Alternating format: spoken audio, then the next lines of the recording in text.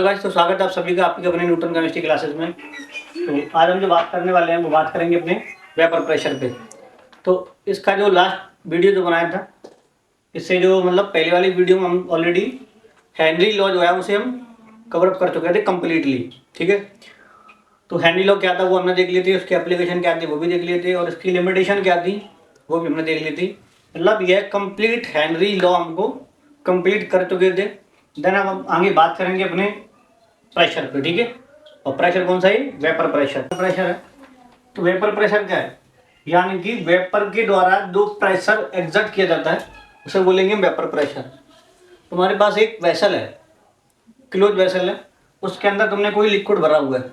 अब उस लिक्विड को अगर तुम गर्म करोगे तो जाहिर सी बात है कि उसकी जो पार्टिकल्स हैं वो वेपराइज होंगे, इवॉल्व करेंगे, ऊपर जाएंगे, देन वापस से वो जो लिक्विड है उसकी सरफेस वापस से नीचे आएंगे, फिर प्रेशर लगाएंगे। ठीक है, तो जो मॉलिक्यूल जो उड़ रहे हैं उसमें इवेपोरेट हो रहे हैं, तो इवेपोरेट जो हो रहे हैं ना वो टोटल जो प्रेशर लगा रहे हैं उसे बोलते हैं वेपर प्रेशर। ठीक है, यानी कि वेपर के द्वारा जो प्रेशर लगाया जाएगा उसे बोलेंगे हम वेपर प्रेशर। देखो, तो evaporation of a liquid in close container, तो क्लोज कंटेनर के अंदर ही ये हो पाता है, ओपन कंटेनर में नहीं होगा। ठीक है, तो some of the more energetic particles on the surface of the liquid move fast enough to escape from the attractive force holding the liquid together। बस समझ में आ गई? तो बस इतना सही है कि जो प्रेशर जो लग रहा है ना वो वही प्रेशर लगेगा जो इवेपोरेट होके लगेगा। कोई तुमने लिक्विड भरा हुआ है, एक मिनट में तुम्हें थोड़ा समझा देता हूँ है ना। यहाँ पे हम लेते हैं कुछ एग्जांपल और तुम्हें बताता हूँ मैं। अब यहाँ पे मानो मैंने ये कंटेनर ले लिया, ठीक है। इस कंटेनर के अंदर मैंने ऑलरेडी पहले से लिक्विड भरा हुआ है, भर दिया मैंने, और एक कंटेनर कर दिया मैंने क्लोज। देन इसके नीचे मैंने लगाया एक बर्नर जो से बर्न करने का काम करेगा। ठीक है, मैंने इसमें बर्नर लगा दिया। तो बर्नर जब इसे बर्न करेगा तो जाहिर सी बात है कि इसमें जो मॉलिक्यूल हैं वो इवेपोरेट होंगे, और इवेपोरेट होंगे इसका मतलब क्या है कि ऊपर जाके प्रेशर लगा रहे होंगे। ठीक है, तो ये चारों तरफ जिसमें प्रेशर लगेगा, ठीक है, जो चारों तरफ प्रेशर लगेगा उसे हम क्या बोलेंगे? Vapour pressure. ठीक है, कलर चेंज करके दिखाऊंगा। ये देखो, यहाँ में इसमें लिक्विड भरा हुआ है, ये क्लोज वेसल है, बंद कर दिया बिल्कुल, और यहाँ लगा दिया मैंने एक बर्नर। बर्नर लगाने के बाद ये कर दिया चालू, इसकी बनेगी वेपर। ठीक है, ये ऊपर जाके कंटेनर की वॉल पे प्रेशर लगाएंगी, जो टोटल जो प्रेशर लग रहा है उसे बोलेंगे वेपर प्रेशर। और ये प्रेशर लग कैसे रहा है कि जितने भी इसके अंदर जो पार्टिकल्स हैं तो पार्टिकल्स जो इवेपोरेट होकर के उस दीवार के ऊपर एक फोर्स एग्जर्ट कर रहे हैं, उस फोर्स का सम उसे बोलेंगे हम वेपर प्रेशर। ठीक है, तो अभी हम चलते हैं फिर आगे। इसको कर देता हूँ मैं पहले रफ। ठीक है, ये कर दिया मैंने रफ, देखते हैं ये। तो as the gaseous particles bounce around some of them, बताया मैंने अभी, will hit the surface of the liquid again and be trapped there. ठीक है, जो बताया था मैंने अभी, बस वो लैंग्वेज के फॉर्मेट में दे दिया है। इवेपोरेशन एंड कंडेंसेशन, और इवेपोरेशन और कंडेंसेशन क्या है? देखो, अभी तुम्हारे पास एक लिक्विड है, एक तुमने बीकर ले रखा है, उस बीकर में तुमने क्या किया, वो तुमने एक बर्तन ले लिया और उसमें से नीचे से गर्म कर रहे हैं बर्तन को, उसके अंदर लिक्विड है बर्तन के अंदर। ठीक है, उसकी वेपर जो है वो उड़ेगी, उड़ेगी, क्लोज वेसल है तो उड़ेगी, तो जो वेसल जो क्लोज है मतलब ऊपर उस पर कुछ लग रहा है, प्लेट वलेट जो भी हो, तो उसके जो मॉलिक्यूल ऊपर तक जाएंगे, देन जाएंगे वो पे क्या होगा, कंडेंस होंगी। कंडेंस होने के बाद वापस फिर टपकेगी नीचे की तरफ। ठीक है, जैसे तुमने देखा होगा कि अपने घर में जब पानी वानी उबालते हैं ना तो जो प्लेट से हम लोग ढक देते हैं, तो ढकने के बाद में क्या होता है कि जो देखना प्लेट के ऊपर कुछ पानी इकट्ठा हो जाता है। तो पानी कहाँ से आया? तो जो पानी गर्म कर रहे हैं उसकी वेपर बन रही है, वेपर प्रेशर लगाएगी, ऊपर जाके वेपर बनेगी, वेपर जो है वो ऊपर जाके थोड़ी ठंडी हो जाएगी, देन वो हो जाएगी इसकी कंडेंस हो जाएगी, कंडेंस होने के बाद वापस वो टपकेगी। ठीक है, तो ये है जो इकट्ठा हो रहा है वेपर, लिक्विड फॉर्म में अगेन आ रहा है, उसे बोलेंगे कंडेंसेशन, और जो लिक्विड से गैस फॉर्म में जा रहा है उसे बोलेंगे हम एवापोरेशन। ठीक है, तो an equilibrium is set up rapidly in which the number of particles leaving the surface is exactly balanced by the number rejoining it। ठीक है, समझ आ रही है, आपस ऐसे रिजॉइन करेंगे वो, बस सही सिस्टम चलता रहेगा। तो एट इक्विलिब्रियम पे क्या होगा कि दोनों चीजें बराबर हो जाएंगी। ठीक है, तो रेट ऑफ वेपोरेशन और रेट ऑफ कंडेंसेशन दोनों बराबर हो जाएंगी, लिक्विड और गैस जो है वो दोनों बराबर बराबर हो जाएंगे। ठीक है, ये इसका एक ग्राफ है जो कि रेट और टाइम के ऊपर है, रेट ऑफ एवापोरेशन और ये टाइम। तो समय के साथ साथ पहले ही बढ़ेगा, देन उसके बाद फिर हो जाएगा कांस्टेंट, फिर उसकी जो रेट है वो कांस्टेंट हो जाएगी समय के साथ, फिर वो बढ़ेगी नहीं, मैक्सिमम टाइम तक बढ़ेगी, उसके बाद फिर नहीं बढ़ेगी। जैसे यहाँ पे उसका एक जो इक्विलिब्रियम स्टेबलाइज हो जाएगा, ये पॉइंट जो है ना यहाँ पे हो जाएगा इसका इक्विलिब्रियम स्टेबलाइज हो जाएगा, जब इक्विलिब्रियम आ जाएगा तब उसके बाद फिर कोई फर्क नहीं पड़ने वाला वहां। ठीक है, वेपर प्रेशर ऑफ सॉल्यूशन, तो ये वेपर प्रेशर किसका है, सॉल्यूशन का है। चलो अभी देखते हैं, तो वेपर प्रेशर क्या चीज है, देखो, pressure exert by the vapour of solvent A and solute B equilibrium with the liquid phase. Liquid phase में जो सॉल्यूट और सॉल्वेंट है, जो वेपर लगा रहे हैं उसका सम करेंगे, उसका उसे बोलेंगे हम वेपर प्रेशर। ठीक है, तो वो प्रेशर है और कुछ नहीं। अब यहाँ पे है देखो, तो vapour pressure of a liquid does not depend on, तो वेपर प्रेशर जो है वो डिपेंड किन बात पे नहीं कर रहा है, अमाउंट ऑफ लिक्विड पे, जो तुमने लिक्विड लिया उस पर डिपेंड नहीं करेगा, सरफेस एरिया पे कोई फर्क नहीं पड़ता उसे, वॉल्यूम और फेज, वॉल्यूम और फेज ऑफ द कंटेनर, तो कंटेनर के वॉल्यूम पर, शेप पर उसे कोई फर्क नहीं पड़ने वाला, फेज नहीं शेप पर उसे कोई फर्क नहीं पड़ने वाला। ठीक है, वो इनसे फ्री रहता है। अब बी पॉइंट में क्या है कि it depends upon the nature of liquid, तो जो लिक्विड जो किन चीजों पर डिपेंड करेगा, तो ये डिपेंड करेगा इस पे intermolecular force of attraction, vapour pressure और बॉइलिंग पॉइंट। तो इंटरमॉलिक्यूलर जो फोर्स अगर लो होगा तो वेपर प्रेशर उसका हाई हो जाएगा और बॉइलिंग पॉइंट उसका लो हो जाएगा। ठीक है, ये रिलेशन है। Loosely healed molecules escape more easily into the vapour pressure, तो यानी कि जो मॉलिक्यूल लूजली बंधे होंगे उनकी वेपर प्रेशर कैसी वो हाई हो जाएगी। ठीक है, थोड़ा गर्म करोगे तो उनकी वेपर जो है वो ज्यादा बनेगी। फिर उसके बाद क्या है बॉइलिंग पॉइंट। अब बॉइलिंग पॉइंट क्या है, तो एक बार बॉइलिंग पॉइंट देखो, पहले से समझ लो ना। तो जैसे अभी हमने क्या करा कि एक वेसल ले लिया ये, ठीक है, इसमें हमने लिक्विड भर दिया, मतलब मैंने इसके अंदर वाटर भर दिया। ठीक है, और यहाँ मैं इसे करूँगा गर्म, ये मैंने गर्म करने के लिए बर्नर लगा दिया नीचे। ठीक है, अब होगा ये कि इसकी बनेगी वेपर, और वेपर जो है वो ऊपर लगाएगी प्रेशर। ठीक है, अब जब वेसल है, जो बर्तन है वो खुला हुआ है, अब खुला है तो जाहिर सी बात है कि यहाँ से इस पे प्रेशर लग रहा होगा, जो अपना नेचर है एटमॉस्फेयर है वो प्रेशर लगाएगा। तो जिस टेम्परेचर पर दोनों के प्रेशर बराबर हो जाएंगे, वेपर प्रेशर और एटमॉस्फेरिक प्रेशर हो जाएंगे इक्वल, तब जाके इस लिक्विड का होगा बॉईल होना शुरू। जब बॉईल होना शुरू होगा तब उस पॉइंट को बोलते हैं हम बॉइलिंग पॉइंट, यानी कि पर्टिकुलर टेम्परेचर को जिस पे लिक्विड बॉईल होना शुरू होता है उसे बोलते हैं क्या हम बॉइलिंग पॉइंट। ठीक है, आई होप बात समझ में आ गई होगी। और जो वाटर है उसका बॉइलिंग पॉइंट वो होता है 100 डिग्री सेल्सियस। ठीक है, होता है कितना 100 डिग्री सेल्सियस। देखो, तो temperature at which the vapour pressure of a liquid is equal to the external pressure. ठीक है, जब दोनों कैसे हो जाते हैं वो बराबर हो जाते हैं। Eight normal boiling point the vapour pressure of the pure liquid वो कितना होता है 1 atm। ठीक है, तो नेचर का जो प्रेशर है वो होता है 1 atm का। ठीक है, अब देखो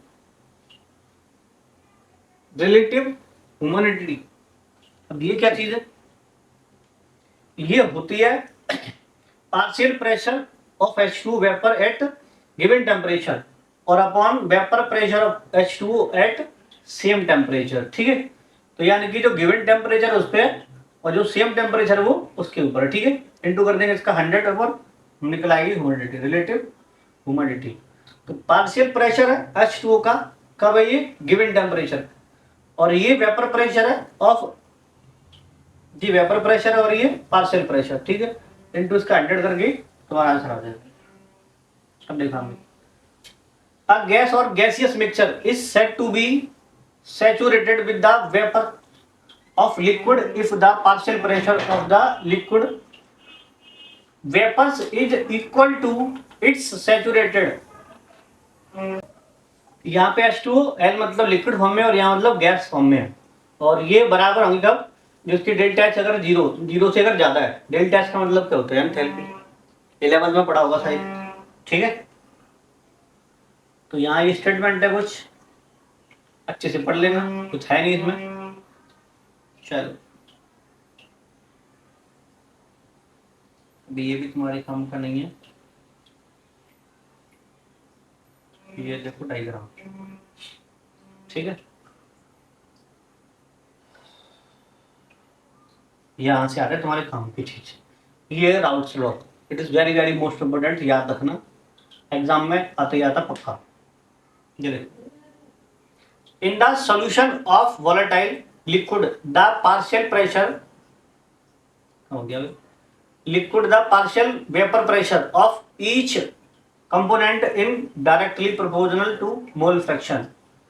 तो यहाँ पे जो प्रेशर है ना वो डायरेक्टली प्रोपोर्शनल होता है इसके मोल फ्रैक्शन के। क्या होता है यहाँ पे, मोल फ्रैक्शन। ठीक है, और यहाँ से काई तो हो गया, ये इधर काई होगा ना, काई यानी काई कौन है, मोल फ्रैक्शन, बन गया ये काई ए, प्रोपोर्शनल है। अच्छा, यहाँ पे जब प्रोपोर्शनल का सिंबल हटेगा यहाँ से, तो यहाँ पे कौन आएगा, पी नॉट ए, ये कांस्टेंट है, तो फॉर्मूला बनता है पी ए इक्वल टू काई ए और पी नॉट ए। ठीक है,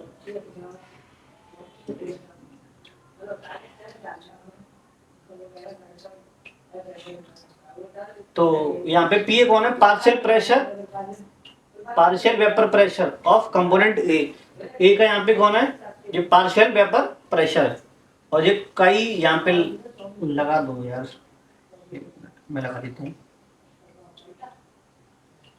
टाइपिंग में प्रिंटिंग होगी। तो जो बंदा है काई ए, तो काई ए कौन है, mole fraction of component A in solution, तो ये कौन है, इसका ए का मोल फ्रैक्शन होगा। और पी नॉट ए कौन है, vapour pressure of pure component A at given temperature. ठीक है, याद रखना।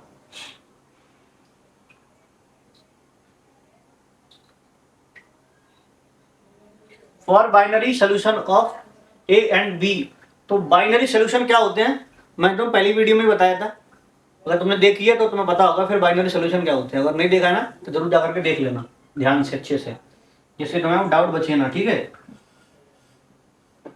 अब देखेंगे।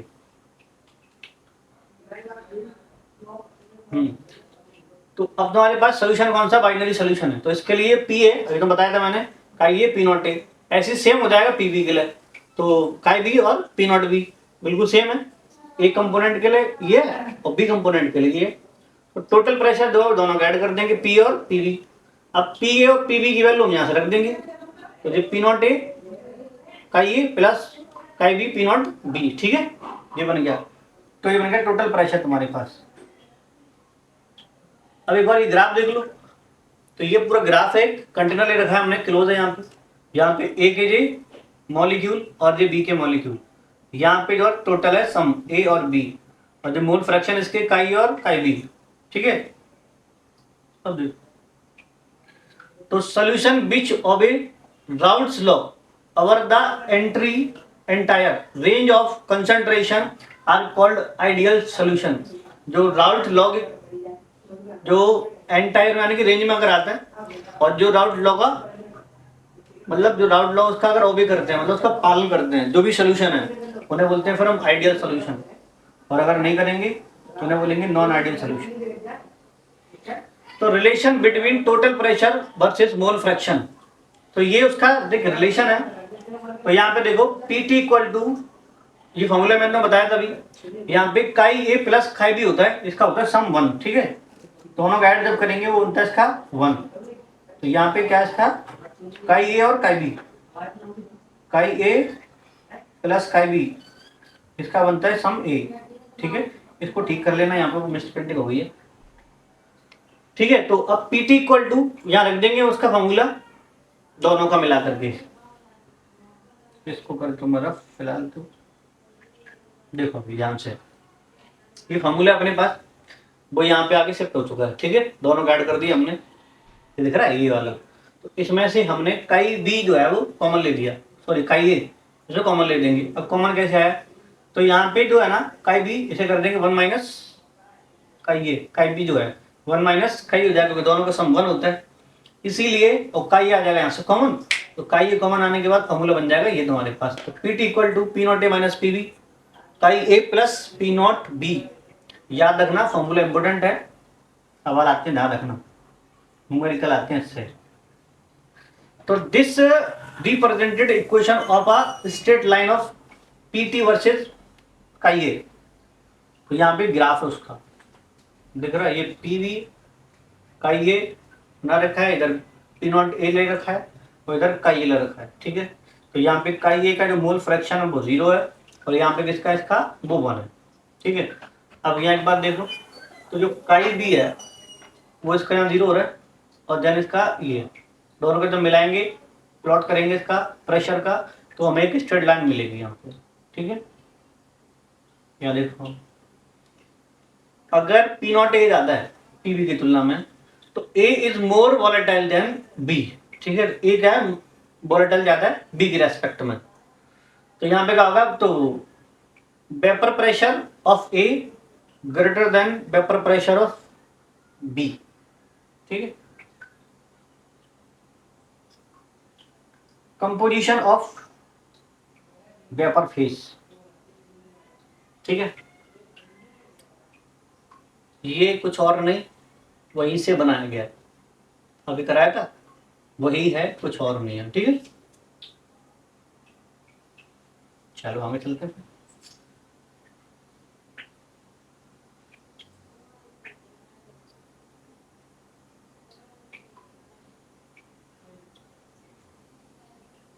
ये ग्राफ देख लो एक बार अच्छे से, समझ में आ जाएगा, इजी है वो,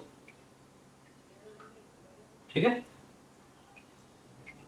अब यहाँ देखो नोट, तो composition of the liquid and vapour that are in mutual equilibrium are not necessarily the same, ठीक है।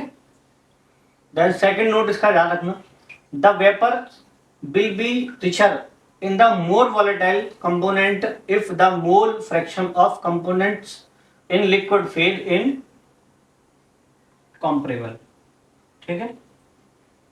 चलो अभी आगे देखते हैं फिर। तो आज के लिए इतना काफी है, तो चलो फिर मिलेंगे नई वीडियो के साथ में। वीडियो पसंद आई लाइक जरूर कर दें, चैनल को सब्सक्राइब कर दें, वीडियो को शेयर ज़्यादा से ज़्यादा करें जैसे ये और लोगों तक भी पहुंच पाए, ठीक है। तो चलो फिर मिलता हूँ नई वीडियो के साथ में, फिलहाल के लिए बता चाहता हूँ, बाय बाय।